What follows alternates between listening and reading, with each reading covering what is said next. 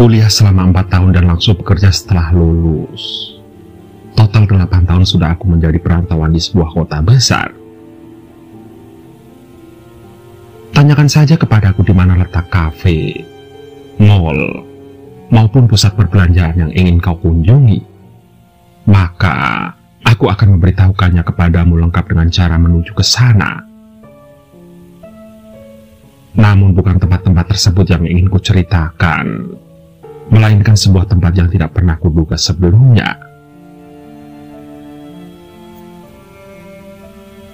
Sekitar 3 jam perjalanan dengan mobil dari pusat kota, ditambah sekitar 1 jam lebih berjalan kaki. Aku mengunjunginya untuk pertama kali tanpa disengaja dan memutuskan untuk menetap selamanya. Saat itu aku baru saja diputuskan oleh kekasihku, seorang gadis materi tapi cantik yang selama ini kugandeng kemana-mana dan kumanjakan dengan macam hadiah yang dia inginkan.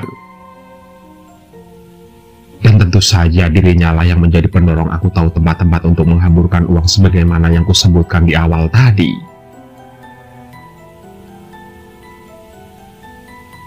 Singkat cerita, seperti cuplikan novel romansa yang membuatku terkadang bergidik karena kalimat-kalimatnya yang terlalu puitis. Aku terpuruk. Rasanya aku menjadi benci pada dunia. Aku sungguh tidak ingin melihat deretan bangunan yang akan mengingatkanku pada dirinya.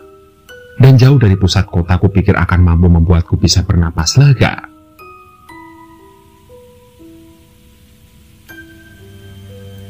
Mobil yang telah kuisi penuh bahan bakarnya kupacu menuju arah barat. Kenapa arah barat? Lagi-lagi karena alasan puitis ala novel romansa sebagaimana yang pernah kubaca secara acak. Aku membayangkan suasana di mana sosok yang tengah patah hati. Dia berjalan tepat tujuan di mana matahari tenggelam dan warna langit jingga menjadi latarnya. Akan tetapi waktu itu hari masih sangat terik. Masih beberapa jam lagi bagi senja untuk hadir. Jadi terus saja kupacu kendaraanku dengan isi kepala dan jiwa yang setengah-setengah.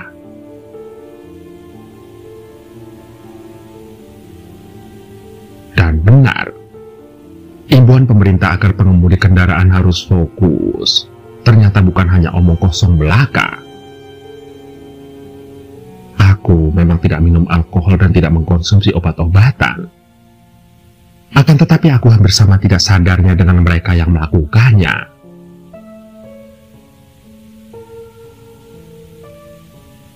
Hingga di sebuah tikungan klakson kencang dari sebuah mobil box mengaung tiba-tiba dan mengejutkanku hingga refleks membanting setir.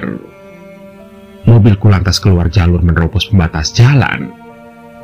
Kemudian menabrak besi yang memajang tulisan boleh ngebut kalau punya nyawa cadangan besar-besar tepat di pinggir jalan. Sial, gumamku. Kini aku baru menyadari bahwa aku tidak lagi berada di jalanan yang kukenal. Tidak ada bangunan tinggi menjulang, hanya hamparan lahan kosong yang tergenang air berwarna kecoklatan khas rawa. Tidak nampak pula deretan toko maupun pusat perbelanjaan. Hanya jalanan sepi yang kendaraan melintas pun bisa dihitung dengan jari tangan semenjak aku berdiri termangu melihat bemper mobil yang penyok.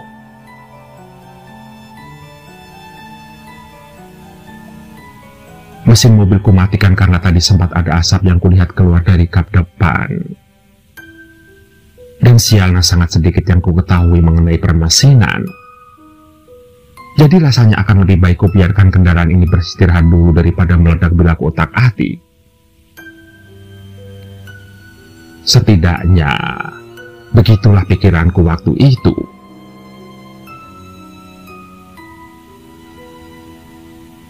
Kesal dengan sinar matahari yang masih membuat geram meskipun kini tidak lagi tepat di atas kepalaku, melainkan sudah agak condong ke batas langit.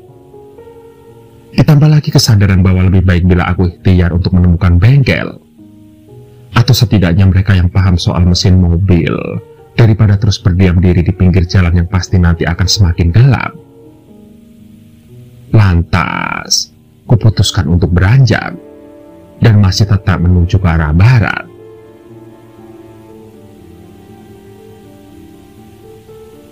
Cukup lama aku berjalan.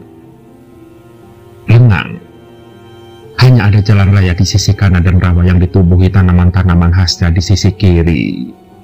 Itu mengingatkanku pada kampung halaman di mana nenekku tersayang dulu tinggal. Hingga lama kemudian di saat matahari mulai redup dan langit biru mulai mendapat coretan warna hitam dan jingga, pemandangan rawa mulai berubah. Dan makin ke barat sentuhan tangan manusia pun semakin terasa. Dan yang paling mencolok adalah rumah panggung yang berjejer dengan jarak tertentu. Dan itu menandakan bahwa aku telah tiba di sebuah pemukiman. Lagi-lagi dengan pemandangan yang hampir sama.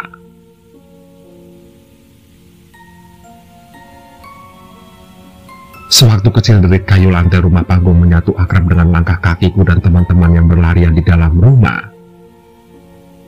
Begitu juga dengan aroma khas rawa yang menyeruak dari celah susunan kayu yang tidak pernah benar-benar rapat. Itu salah satu kenangan menyenangkan yang kumiliki saat tinggal bersama nenek. Akan tetapi setelah nenek meninggal dunia, aku tidak pernah lagi menjejakkan kaki di rumah panggung beraroma rawa seperti itu. Hingga pengalaman berharga itu nyaris tidak kuingat lagi bila saat ini aku tidak dibawa nasib ke tempat ini. Namun, tidak hanya itu saja kenangan masa kecil yang aku punya. Berawal dari penemuan jasad mengambang yang tersangkut di sela-sela tiang penyangga rumah, nenek kemudian menceritakan sebuah kisah yang menjadi teman malamku sebelum tidur.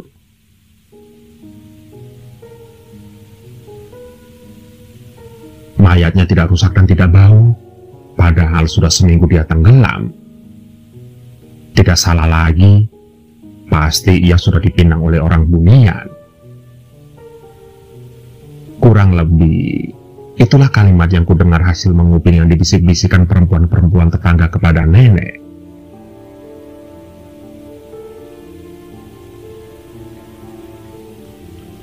Sudah berkali-kali ku ingatkan dia agar tidak keluar rumah saat senja tiba. Bagaimana dia bisa lupa begitu saja? Ujar nenek menimpali perkataan perempuan-perempuan itu dengan sebuah kalimat penyesalan.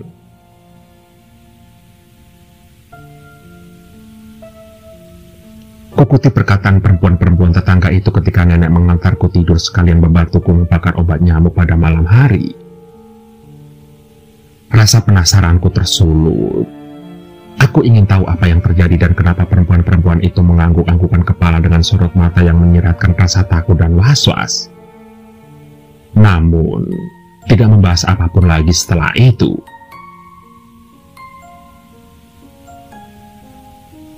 Dunia ini tidak hanya dihuni oleh manusia saja. Nenek memulai cerita. Di dunia ini juga ada makhluk halus. Ujarnya lagi. Hantu. Potongku tidak sabar, sembari kembali ke posisi duduk di dipan setelah tadi sempat berbaring. Nenek terkekeh. Tentu saja bukan. Hantu. Itu adalah sebuah penghinaan bila kau menyebut mereka begitu. Mereka adalah makhluk yang hidup, berdampingan dengan kita. Seperti bertetangga, kita hidup dengan saling menghargai dan mematuhi peraturan masing-masing.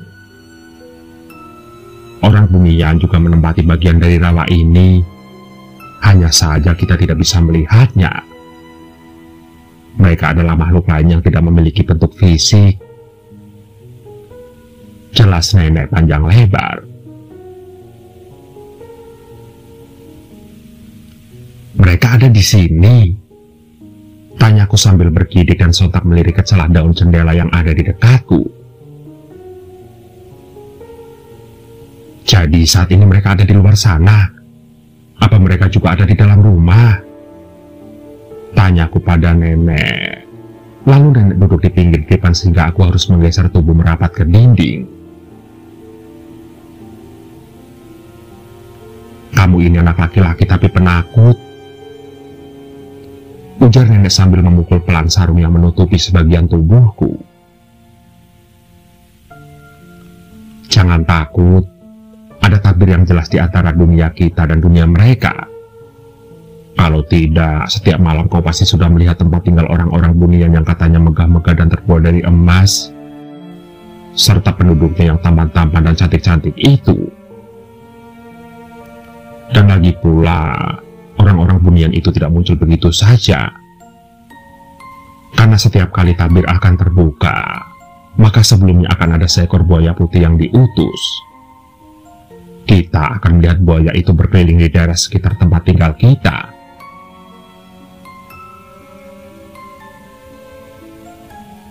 Tapi Bang Halim mati. Apa buaya itu membunuhnya? Potongku.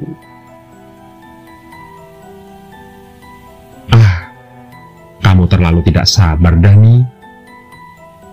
Ujar nenek sembari mengusap kepalaku dan memintaku berbaring. Biar nenek ceritakan dulu kepadamu soal mereka. Kamu harus tahu, agar kelak kamu tahu diri dan tidak harus kehilangan nyawa seperti si Halim itu. Lagi pula Halim itu tidak benar-benar mati. Dia hanya pindah ke alam orang bunian. Ujar nenek. Kemudian nenek memiringkan tubuhnya sehingga kami bisa saling berhadapan muka.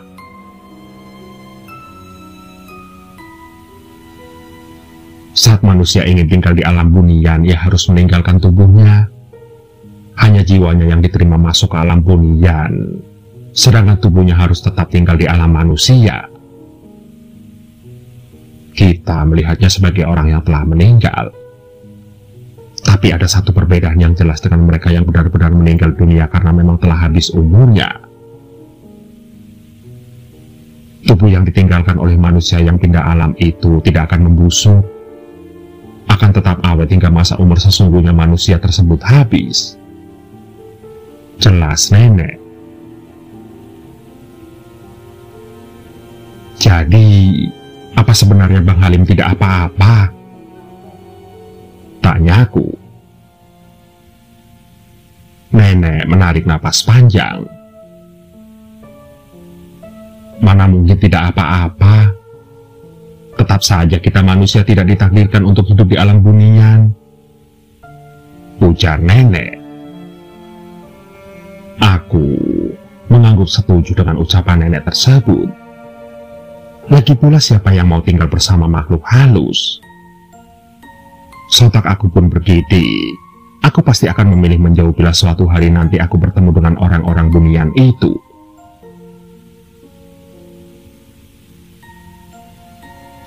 Kamu tidak bisa menyalahkan orang-orang bunian, karena sesungguhnya Halimlah yang serakah. Ia pasti sudah terpikat kecantikan dan kemewahan yang dimiliki oleh orang-orang bunian, sehingga ia tega meninggalkan istri dan anaknya. Dan yang jelas setiap senja tiba di mana siang bertukar tempat dengan malam, tetaplah berada di dalam rumah. Terlebih lagi bila kamu melihat buaya putih di dekatmu. Ujar nenek sembari terbatuk beberapa kali. Kurasa bengeknya pasti datang karena beberapa hari ini musim hujan dan rumah panggung kami terasa lebih lembab dari hari-hari lainnya.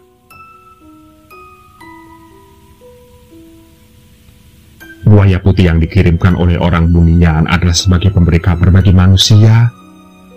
Sebuah peringatan. Menyingkirlah bila tidak ingin bertemu dengan orang-orang bunian. Karena bila bertemu, maka akan sulit untuk meninggalkan mereka. Harta dan paras sungguh semua itu godaan besar bagi manusia biasa seperti kita. Terang nenek. Namun, saat itu aku masih kecil. Aku masih belum sepenuhnya mengerti apa yang nenek maksud sebagai godaan. Dan kini setelah aku dewasa dan mengenal cinta, kuakui mungkin Bang Halim tidak sepenuhnya salah. Akan terasa sangat sulit untuk menolak bujukan dari perempuan cantik. Ditambah lagi, jika dia kaya.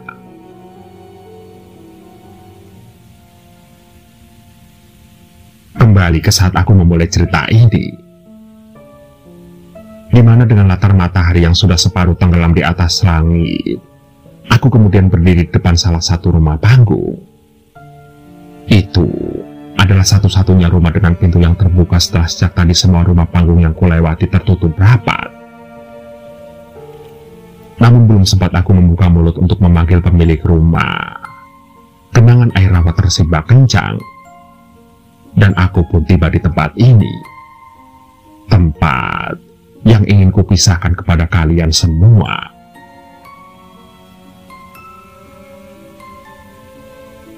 Kembali lagi, tidak masuk akal memang. Namun, bukankah peristiwa gaib memang tidak pernah masuk akal?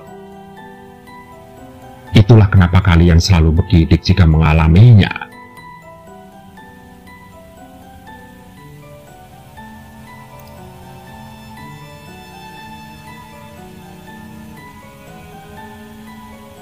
Pengalaman ini saya alami pada tahun 2005. Waktu itu saya bekerja di sebuah perusahaan asing yang bergerak di bidang furniture jati dan berkantor di Semarang, Jawa Tengah. Dan pekerjaan saya menuntut saya untuk sering traveling ke kota-kota sekitar Jawa Tengah dan Jawa Timur. Biasanya saya menggunakan bis untuk menuju ke tempat yang akan saya kunjungi. Namun entah kenapa suatu hari saya ingin mencoba menggunakan sepeda motor.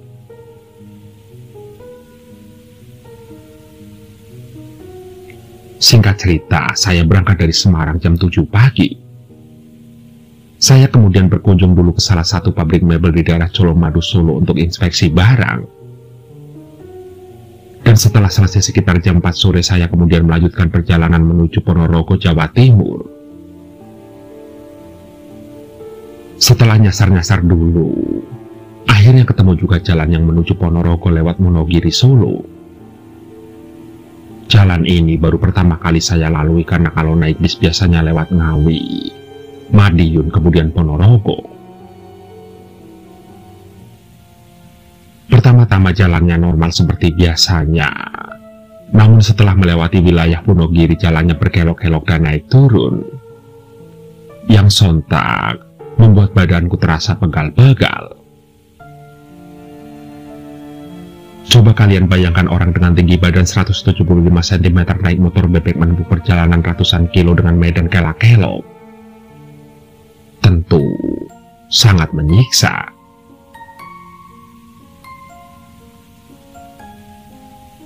Singkat cerita, setelah memasuki daerah Antabrata, karena saya benar-benar tidak kenal dengan daerah itu, sepanjang jalan kanan kirinya hanya pohon-pohon dan sawah-sawah.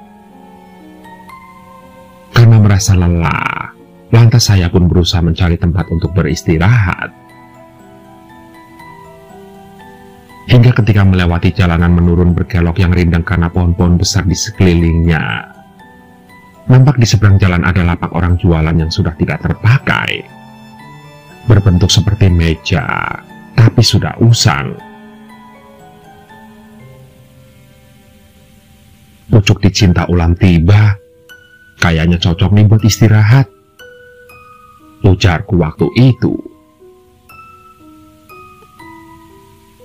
Saya pun kemudian berhenti di sana, melepas sepatu, sejenak duduk-duduk sembari minum air mineral.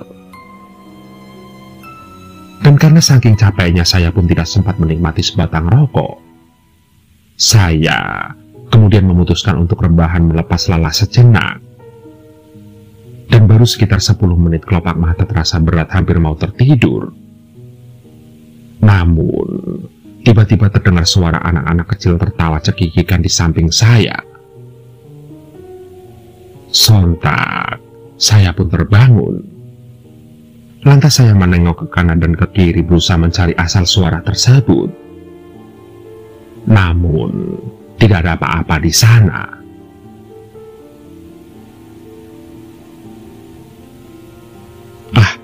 Mungkin cuma perasaanku saja, gumamku dalam hati menguatkan diri sendiri.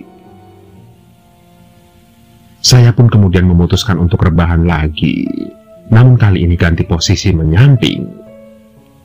Dan kembali, sekitar 5 menit saya berbaring, saya merasa seperti ada yang meniup tengkuk saya. Saya diam saja karena saya pikir itu hanya angin sawah. Namun tiupan itu sepertinya tidak berhenti. Lantas saya pun menepuk tekuk saya dan segera bangun, menengok ke kanan dan ke kiri. Namun, lagi-lagi tidak ada apa-apa.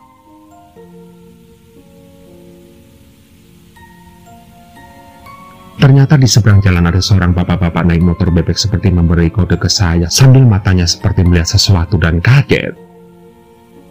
Lantas saya pun berusaha mengartikan kode tersebut sembari tengok-tengok.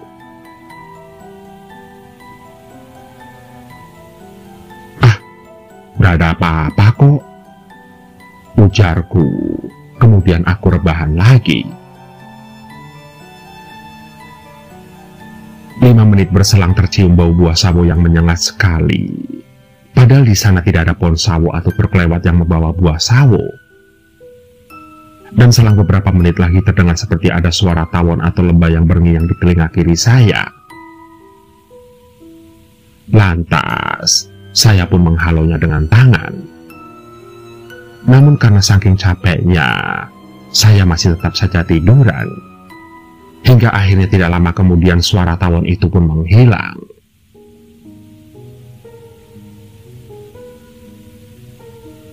Beberapa menit kemudian kembali jempol kaki kiri saya terasa dingin. Dan rasa dingin itu merambat naik ke kaki. Sontak saya langsung bangun dan menepuk jempol kaki kiri saya. Waktu itu, saya benar-benar masih belum menyadari apa yang sebenarnya terjadi. Jam menunjukkan pukul 6 sore. Terdengar suara azan maghrib samar-samar. Segera saya pakai sepatu yang tidak bertali. Dan ketika sedang membungkuk memakai sepatu, terlintas di depan saya sekelebat bayangan putih. Lantas, saya berdiri sambil memegang kunci kontak motor mencari apakah yang barusan lewat. Kembali saya tengok-tengok ke kanan dan ke kiri. Namun tidak ada apa-apa di sana. Hanya ada pohon-pohon besar dan hari mulai gelap. Hingga tiba-tiba tengkuk seperti ada yang meniup dan badan terasa merinding. Tanpa pikir panjang saya langsung lari ke motor. Lantas, saya langsung menyalakan motor dan ngibrit sejadi-jadinya.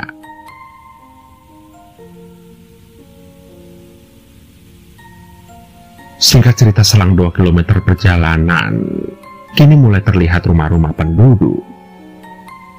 Saya kemudian menepi dan berhenti untuk menenangkan diri sambil beli air minum. Dan sembari ngos-ngosan saya meminum air mineral itu. Samar-samar, terlihat orang berjalan ke arah toko di dekat saya. Dan setelah dekat ternyata orang itu adalah bapak-bapak yang tadi membunyikan klakson memberi tanda. Saya pun lantas berusaha mendekat bermaksud menanyakan apa yang tadi ia maksudkan. Namun belum sempat saya bertanya, bapak itu langsung berucap, "Nak, tadi kamu saya klakson berkali-kali kok nggak paham? Maksud saya, kamu jangan tiduran di sana. Tadi saya lihat banyak anak-anak kecil gundul. Ada juga kuntilanak yang hitam-hitam besar menggerogoти kamu. Syukurlah kamu selamat, tidak terjadi apa-apa," ujar bapak tersebut. "Ayo, mampir dan istirahat di rumah saya," ujarnya lagi. Mendengar ucapan bapak itu saya tambah merinding saja. Saya pun lantas menolak dengan halus ajakan bapak-bapak tersebut. Saya kemudian melanjutkan perjalanan pelan-pelan sembari membaca doa sepanjang jalan. Dan alhamdulillah akhirnya sampai juga di Ponorogo sekitar jam 7:30 malam. Sampai sekarang saya tidak pernah tahu apa nama desa tersebut. Namun setiap kali melewati jalan itu saya selalu teringat dengan kejadian janggal tersebut.